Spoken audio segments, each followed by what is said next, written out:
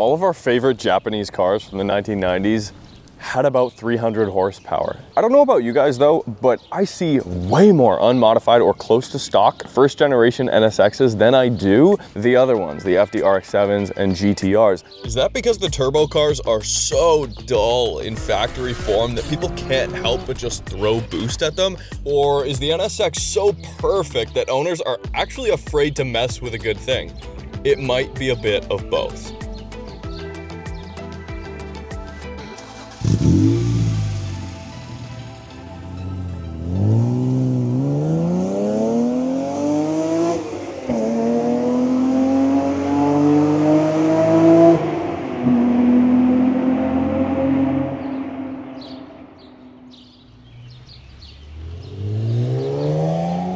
I've only driven one first generation NSX up until this point, and that was back in 2019. This was before NSXs, R34 GTRs, R33 GTRs had reached the values that they're at today. They hadn't quite shot up to the level they're at, right? And the one I drove was a single turbo NSX, big power, and it just made a little bit more sense back then to do that, right? You could say, hey, well, with a turbo now, a car that came factory like this one did, this NA1 I'm driving today, with 270 horsepower, maybe I could keep up with a stock R35 GTR or a Corvette, right? Fast forward 7 years and horsepower is so incredibly easy to come by. It feels like every random NPC on the road has access to 600 horsepower. They're just driving around with that. So we've reverted back to the old school kind of analog feel in a lot of ways. And I feel a lot of people have given up chasing horsepower numbers. I think it's a little bit more complex than that. I think Honda fans have realized that they're never getting anything like this brand new from Honda ever again. This is not a car you can really buy in modern form. This formula, what do I mean by that? A naturally aspirated mid-engine car with a manual transmission. It's as simple as that. What do we have?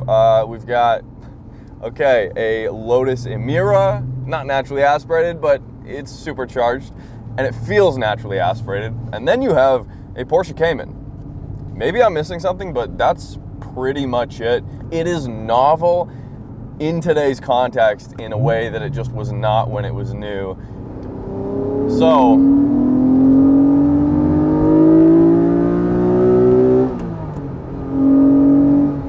that is such a good sound.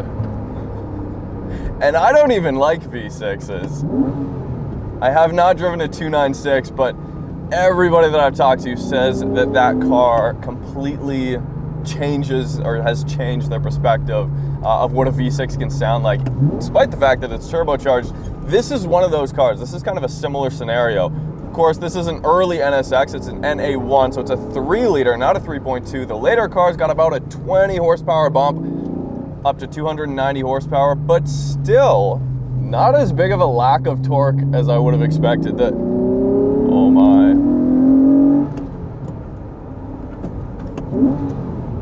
That engine revs so incredibly quickly. The engine is bone stock, you guys. I know the exterior looks slightly modified, and it is. This is not on factory suspension. And we'll talk to the owner, Martin, in a second, but just the snappiness of the throttle combined with an old school cable throttle. I cannot believe I have to say old school before telling you guys it's a cable throttle. To me, all that stuff is just, that's what we grew up with. So you get that tactile kind of feel, and there's a little bit of a resistance in the throttle pedal that you don't get with these aftermarket drive-by-wire solutions. And if you listen very closely, at lower speeds, I can hear the throttle body opening.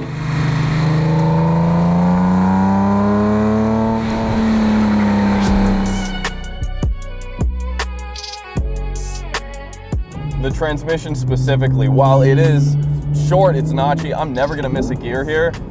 And the engine just revs up. It's easy to blip. It's so easy to drive and so friendly. It rewards being methodical with your gear changes. It does not seem to like really quick shifts, really aggressive shifts, the way that like a DC2 Type R does. In a DC2 Type R, you can manhandle that thing all day long, and it'll just take it. It'll take a beating. Your ears will take a beating as well. Your spine will take a beating in that car too. But everything about those cars are just like urgency, urgency, urgency. The gearing's long. You don't get power till way up top. So low down torque and short gearing, that's what's best for a tight toge road, right? So this screams the opposite in so many ways. There are certain things about the NSX that feel so refined and just buttery smooth. I don't know, like the engine, the exhaust note, the way the revs climb. And then there are things that are so just raw and analog and kind of unforgiving. The steering, the pedal box. This is like, I mean, definitely Japanese sized pedal box. The pedals are so incredibly close together.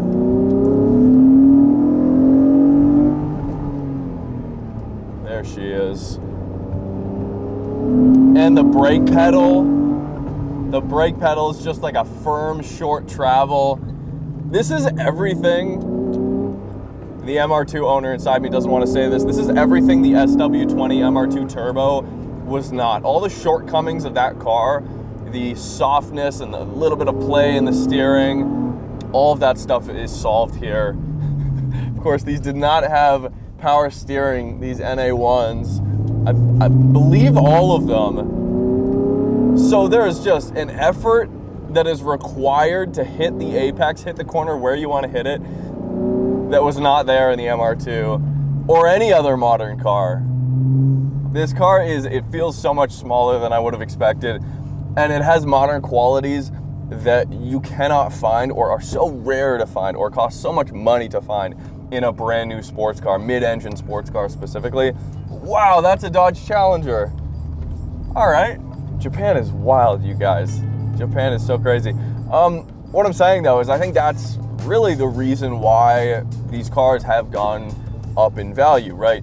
If Honda were to try to make this car, this same recipe, naturally aspirated mid-engine vehicle with a manual transmission, no one would buy it. You guys, our enthusiast crowd that would potentially buy a car like that is so small. And this is the problem. I think this is really why Honda hasn't come out with and doesn't have a halo car.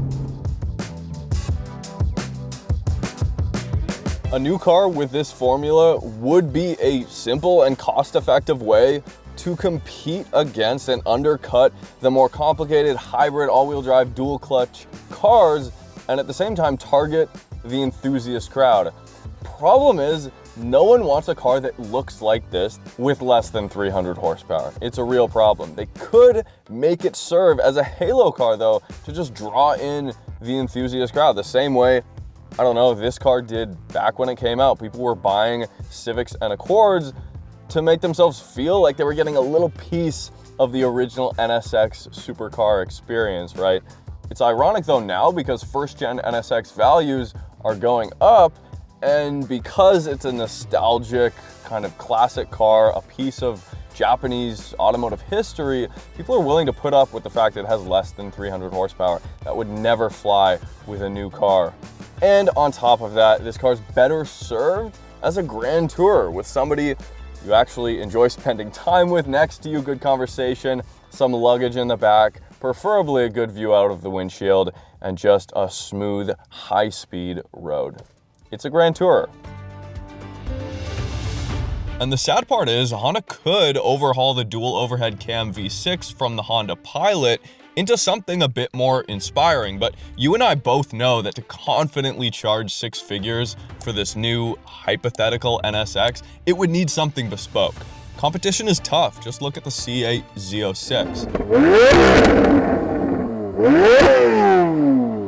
At the time, the NSX disrupted the trend of all the other Japanese turbo cars.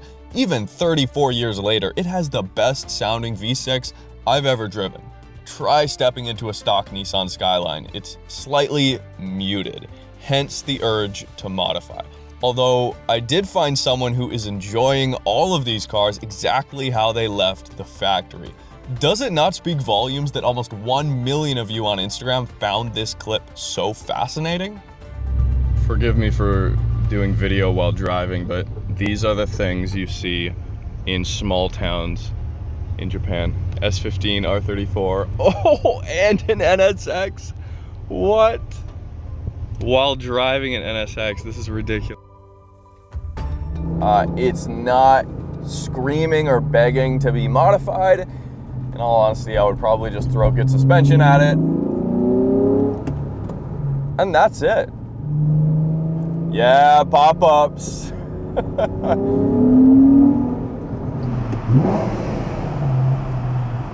Tunnel run for you guys.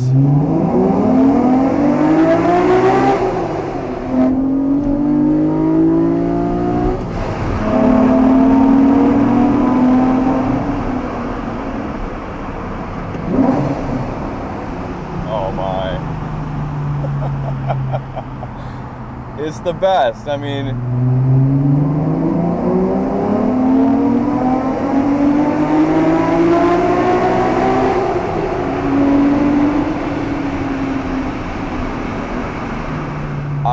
I understand why people would be disappointed driving this car for the first time and expecting a little bit more power, expecting a little bit more of an experience to back up what this car looks like. I get it, but everything else more than makes up for it. The shifter feel, the sounds, I can hear the throttle body opening behind me. Okay, worth $150,000 plus as a driving experience? No. It's not, but these same conversations, you guys, are happening anytime I meet up with an R34 GTR owner.